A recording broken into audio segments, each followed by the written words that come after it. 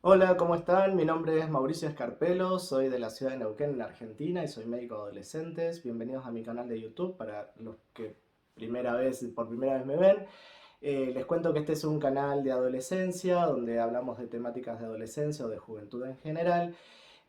Así que los invito a suscribirse si les gustan estas temáticas o si quieren también le pueden dar like a un video si es que les gusta o hacer algún comentario si les parece también. El tema de que vamos a hablar hoy es un tema de consulta frecuente que es la fiebre.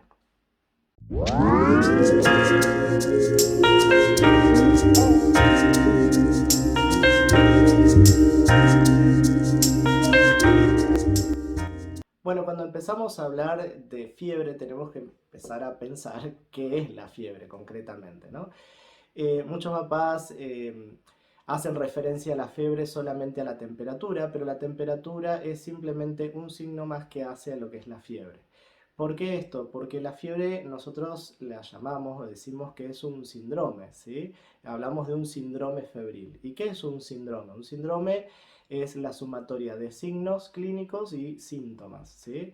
Signos son aspectos clínicos que son objetivables, ¿no? Como por ejemplo la temperatura que se incrementa, entonces eso uno lo puede objetivar. Pero desde la parte del síntoma pueden haber situaciones como por ejemplo una cefalea, ¿no? Entonces nosotros no podemos cuantificar qué tanto es ese dolor, ¿sí? de cabeza. Entonces a veces son síntomas, ¿sí? El dolor, por ejemplo, es un síntoma que no es concretamente objetivable. Entonces, esta sumatoria de signos y de síntomas hacen al síndrome, en este caso síndrome febril.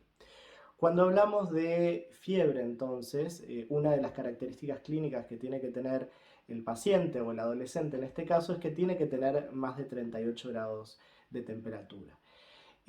Cuando hablamos de estos valores de temperatura, estamos diciendo que cuando tiene menos de 37,5 está sin fiebre, entre 37,5 y 38 es un estado subfebril o una febrícula y 38 grados en adelante es un estado febril. Esto siempre hablando y generalmente en lo que corresponde a una temperatura axilar, ¿no? Tomada en la persona.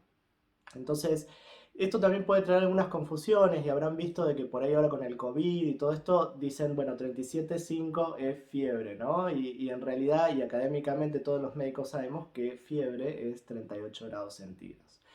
Entonces, bueno, estamos ante esta situación clínica, sabemos que, por ejemplo, algún adolescente está con fiebre, tiene 38, tiene todo este mal estado general que hace al síndrome febril.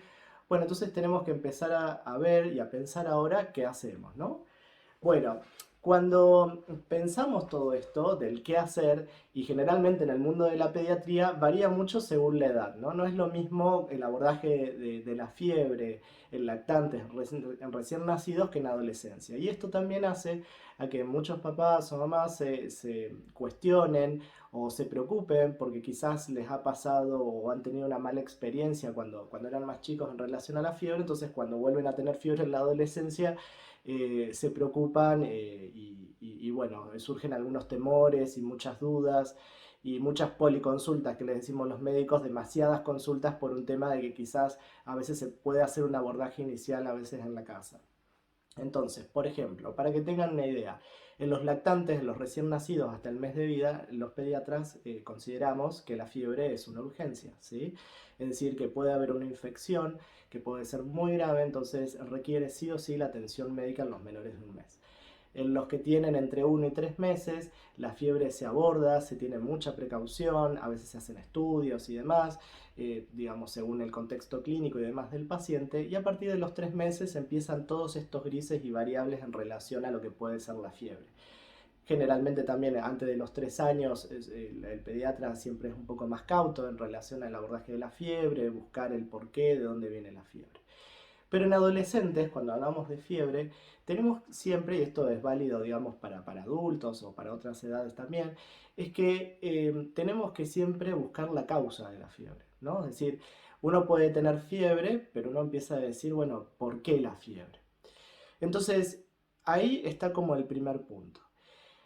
¿Por qué se produce la fiebre? La fiebre puede producirse por realmente un montón de cosas. Entonces cuando preguntan, ¿y por qué tengo fiebre? tal vez eres el primer registro de temperatura y puede ser por infinidad de cosas. Imagínense que a veces hablamos de fiebre y es básicamente estudiar todo medicina. Son libros así enormes de causas de fiebre, de lo que se imaginen. Entonces, uno no puede a veces decir por un solo registro febril qué es lo que puede tener, ni tampoco a veces desesperarse por un solo registro febril. Siempre y desde luego los médicos lo que hacemos, evaluamos un contexto, cómo venía, qué pasó, con quién estuvo, fue de viaje, en dónde anduvo, qué hizo antes, consumió algo, digamos, hay muchas cosas que hacen a la evaluación general de lo que es la fiebre. Entonces, tiene fiebre, ¿no? ¿Cómo seguimos? Primero, una de las primeras cosas que tenemos que valorar en el estado febril es por qué se produce esta fiebre y para qué está, digamos, ¿no? La fiebre, por qué el cuerpo reacciona de esta manera. Entonces, si hablamos de una fiebre, por ejemplo, de origen infeccioso, es decir, que hay algún agente, algo que viene de afuera, virus, bacteria, digamos, algo que viene de afuera y que el cuerpo lo reconoce como extraño, lo que sucede en el organismo es que se empiezan a eliminar unas sustancias, ¿sí?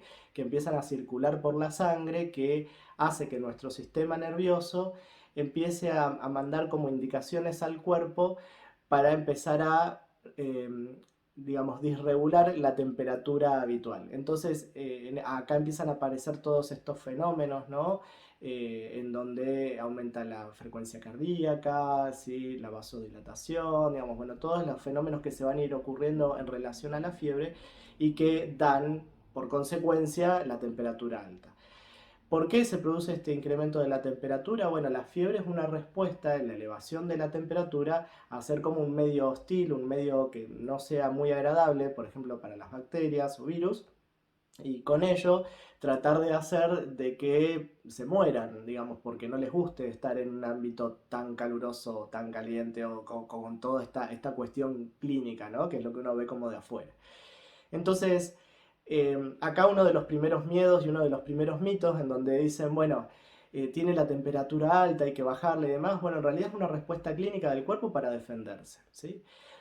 Que sí es cierto en relación a la fiebre, genera malestar, ¿sí? Eso lo sabemos todos, es decir, cuando se tiene fiebre, generalmente la persona está con malestar, dolor muscular, se siente incómodo y demás. Es decir, que ese generalmente es el parámetro por el cual terminamos bajando la fiebre, ¿no? Terminamos diciendo, bueno, a ver, tomá algún antifebril justamente para tratar de sentirte un poco mejor, pero si uno está con unas líneas de fiebre, está con un poquito de temperatura, pero el estado general es bueno, no sería una urgencia tomar algún antitérmico o algo, o algún medio no farmacológico, algo como para bajar la fiebre, ¿no?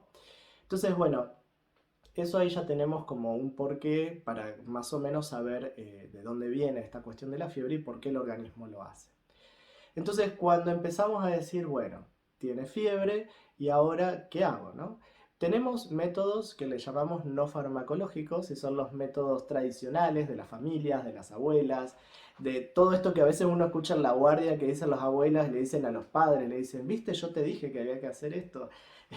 Es que uno lo escucha, digamos, como médico del otro lado, a veces padres temerosos que no saben qué hacer y los abuelos o las abuelas le dicen, no, sí, le tenés que poner paños con agua, bañar, que yo, todas estas cosas que hacen a descender la temperatura. ¿Qué es esta cuestión del baño o el efecto del baño? ¿Cómo hacerlo, no? Bueno, es muy simple. La idea es que, por ejemplo, ustedes si tienen una tina o bañadera de baño, no sé cómo le dicen ustedes en el país no sé, donde lo estén escuchando o incluso en la misma ducha, es tratar de poner el agua a una temperatura cálida, a una temperatura agradable, que no sea muy caliente, ¿sí? Que la persona se sumerja, que haga como un baño de inmersión ahí, y a medida que ese agua se va enfriando, ¿sí? Es como que va descendiendo la temperatura corporal de manera gradual, ¿sí?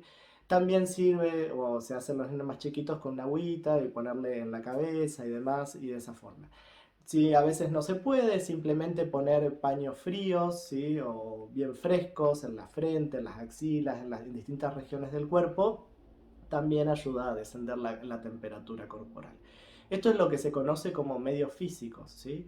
Y es importante que la persona se hidrate, que tome mucha agua, porque se pierden muchos líquidos, ¿sí? Y la sudoración, todo eso también hace perder algunas sales, ¿sí? Entonces es importante que se puedan hidratar y que puedan si tienen deseos de comer, que puedan, digamos, restablecer comiendo algo. Pero bueno, cuando uno está enfermo, generalmente vieron, nadie quiere comer, todo el mundo se siente incómodo. Pero por lo menos la hidratación es lo más importante. Y cuando empezamos a pensar en lo farmacológico, qué tomar, bueno, ahí es donde ahí empieza la gama de fármacos a tomar. Marcas hay un montón, ¿sí? Yo no voy a mencionar marcas, pero sí el genérico, es decir, que por ejemplo el ibuprofeno es un clásico para la fiebre, ¿sí? ¿Cuánto puede tomar un adolescente? Bueno, cuando ya llega a los 40 kilos de peso, ya puede empezar a tomar un ibuprofeno de 400 miligramos, ¿sí? Es decir, que puede tomar 400 miligramos, un comprimido, cada 8 horas, ¿sí? Ya puede tomar, o lo que equivale a un jarabe al 4%, que sería una tapita de 10 mililitros, ¿sí? De ibuprofeno. Y eso ya lo puede tomar cada 8 horas tranquilamente, eventualmente y a veces cada 6 puede tomarlo también. Después, otro antitérmico que se puede utilizar es la dipirona, ¿sí? Que viene de 500 miligramos, que también el equivalente de los 500 miligramos es una tapita de 10 mililitros del jarabe de dipirona al 5%, y lo puede tomar cada 6 horas. ¿Alterna o no alterna estos antifebriles? Y lo ideal es que no haga falta alternarlos. Si hay que alternarlos, por ahí es mejor consultar, ¿no? ¿Por qué, a ver, tiene tanta fiebre? ¿Por qué levanta? Entonces, en ese caso es preferible consultar. Bien, paracetamol sí, también se puede usar, a veces no es tan, digamos, como fuerte contra la fiebre, sí, por ahí es mejor en ese sentido el ibuprofeno, la dipirona, pero eventualmente el paracetamol podría ser el de 500 miligramos y un comprimido cada 6 u 8 horas podría tomarse. Después hay otros comprimidos que son como un poco, tienen un poquito más de graduación en miligramos, ¿sí? De dipirona o paracetamol de 1 gramo, o el ibuprofeno de 600 miligramos. La única diferencia que hace es que se toma cada más cantidad de horas, pero no porque sea más fuerte, digamos, el otro se puede tomar en forma más frecuente, en cambio estos otros que tienen más graduación se toman, pero como con más distancia de tiempo, pero el efecto se busca exactamente lo mismo. Convulsión por fiebre en adolescencia, no. Es decir, ese es otro mito, otra de las consultas que habitualmente dicen, no, porque cuando era chiquito convulsivaba y demás. No, en la adolescencia no se convulsiva por fiebre. Eso tiene que ver con una cuestión de maduración del sistema nervioso que se produce generalmente en la infancia, pero en la adolescencia no hay este tipo de eventos. Por otro lado, lo que tenemos que ver, fiebre igual infección, ¿sí? No, fiebre no es igual a infección tampoco, ¿sí? Es decir, no porque tenga fiebre necesariamente tiene una infección. Es lo más frecuente, es la causa mucho más frecuente, es por lejos la más frecuente, pero no siempre la fiebre es infección. ¿Por qué aclaro esto? Porque hay otras causas, ¿sí? Por ejemplo, hay una situación que nosotros la conocemos como rabdomiolisis o la destrucción del músculo, por ejemplo, haber hecho un ejercicio físico muy extenso, la exposición solar a altas temperaturas. Digamos, hay situaciones clínicas que condicionan una temperatura corporal elevada, ¿sí? Sin necesariamente que sea de una causa infecciosa. Y también hay enfermedades que, por ejemplo, provocan fiebre durante largos periodos de tiempo y que no son de causas infecciosas, como algunas enfermedades reumatológicas, por ejemplo, o incluso hasta oncológicas también. Así que bueno, pueden haber otras causas que no son infecciosas. Pero las infecciosas son las más frecuentes, es lo que toca generalmente en la cotidianeidad, ¿sí? ¿Le doy antibiótico? ¿No le doy antibiótico? No. Cuando arranca la fiebre hay que empezar con el ibuprofeno, con el paracetamol o con la dipirona y reservar solamente el antibiótico para la consulta médica, de lo que determina el médico que vaya a atender al paciente. Es decir, que se puede arrancar con medios físicos en la casa, es decir, paños o algún baño de inmersión y algún ibuprofeno, paracetamol, dipirona. ¿Necesito consultar a la guardia por esto? ¿Primer registro febril? No, tampoco, ¿sí? Tiene que estar muy mal, no tiene que bajar la temperatura, tiene que lucir realmente la persona muy mal. ¿Por qué? Porque ahí sí, digamos, no baja la temperatura, le di el paracetamol, le hice los medios físicos, no funcionó, sigue mal, entonces, bueno, sí, consultar. Y aparte porque muchas veces lo que pasa es que hay dos cosas que suelen pasar en la guardia. Una que dicen, no, vinimos así para que veas cómo está, ¿no? Con la fiebre. Y no, con la fiebre en realidad una persona no es valorable. Primero hay que bajar la fiebre, ¿sí? Y una vez que se le va la fiebre hay una valora la situación clínica y qué es lo que tiene. Porque la fiebre de por sí tapa un montón de cosas, es como una mezcolanza de cosas, entonces uno como que es más difícil incluso a veces llegar a un diagnóstico. Entonces, primero uno baja la fiebre y después en función de eso ve qué podría llegar a tener.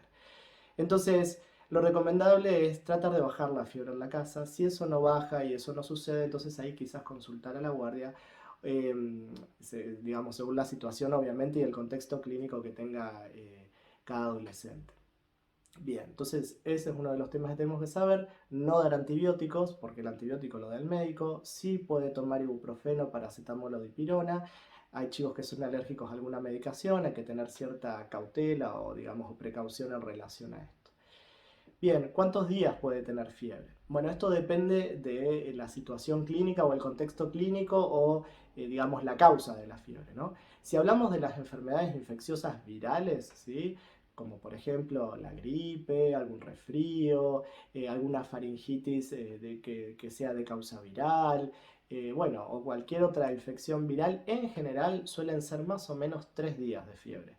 Esta fiebre tiene la característica de que arranca muy fuerte, digamos, es una fiebre elevada al principio y con el correr de los días se va haciendo más controlable y cada vez más baja. Y por lo general la fiebre de los cuadros virales suele darse a la tardecita noche, ¿no? En el momento cuando empieza a bajar el sol, ahí empieza a subir un poco la temperatura, pasan toda la noche con fiebre, ¿sí?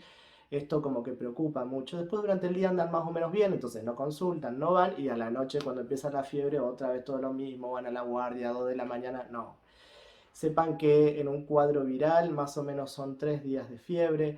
Cuando ustedes ven que aparece la fiebre inmediatamente o al otro día empiezan a aparecer mocos, catarro, todo eso generalmente, el 90 y pico por ciento de las veces es viral, ¿sí?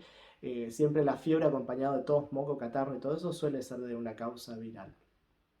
Cuando los médicos empezamos a estudiar un poquito más, y por lo general cuando ya pasan los 3 días de fiebre, ¿sí? Cuando ya pasaron un poquito más de los 3 días de fiebre, ahí uno empieza a ver qué otra cosa puede estar pasando y también vemos el contexto, ¿no? Si además de la fiebre que más tiene, ¿no? Está con dolor abdominal, dolor torácico, le duele alguna parte del cuerpo y pensemos que las bacterias que son las que justamente necesitan un antibiótico, que no es cualquier antibiótico, ¿sí? No es que en la casa tenía amoxicilina y le dé amoxicilina, no. Hay antibióticos específicos para cada bacteria, entonces por eso los médicos somos los que tenemos que ver y ver qué es lo más adecuado, justamente como para no quemar tratamientos, ¿no? Entonces vamos sobre lo específico y lo necesario que necesite ese paciente y vamos paso a paso. Entonces, ¿qué ocurre? La bacteria no es que va a dar el signo, el síntoma del acá estoy, ¿no?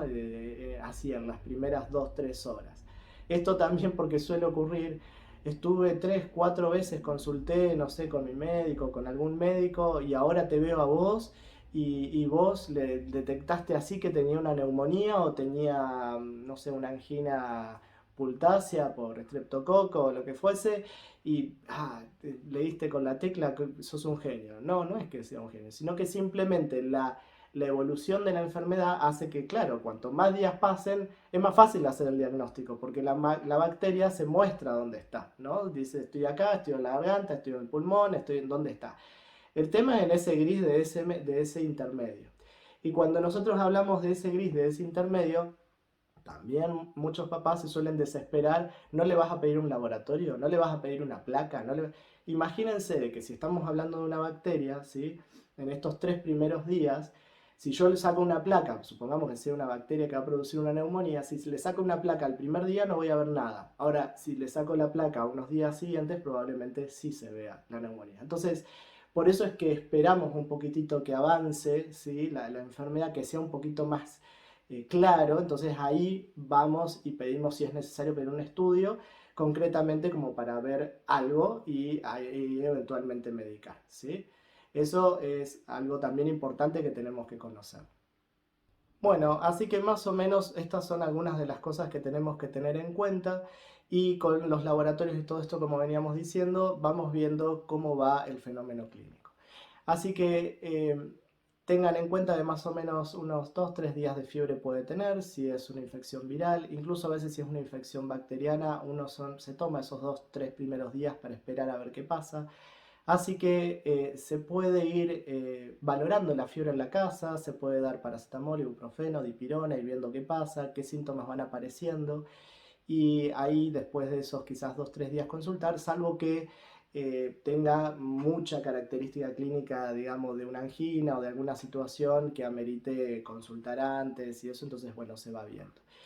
Así que bueno, esta es alguna de las cosas generales que uno puede comentar en relación a la fiebre. Después hay fiebres que son más prolongadas, hay enfermedades que dan fiebres más prolongadas, como por ejemplo la mononucleosis, ¿sí? Es una patología clínica en la cual da mucho tiempo de fiebre, ¿sí? Y es viral y no se medica y no va con antibióticos, pero tiene como otras características clínicas. Por eso es importante que tengan confianza con su médico, que vayan hablando y se vayan sacando todas las dudas, ¿sí?